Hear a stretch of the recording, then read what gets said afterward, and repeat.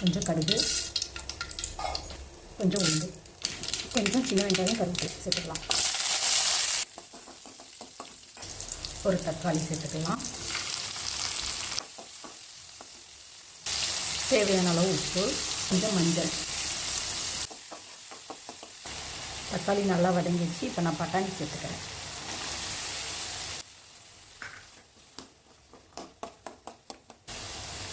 இதில் 2 spoon mutton பொடி சேர்த்துக்கிறேன். 1 ஸ்பூன் குழம்பு மிளகாய் பொடி. இதிலே ஒரு தக்காளி நல்லா பேஸ்ட்டாக அடிச்சு எடுத்து வச்சுருக்கேன், அதை சேர்த்துக்கலாம்.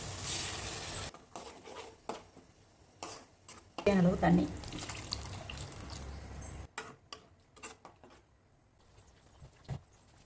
சூப்பரான டேஸ்ட்டான நம்மளுக்கு பட்டாணி குழம்பு ரெடி. சிம்பிளாக நீங்களும் செஞ்சு பாருங்கள். தேங்க்யூ.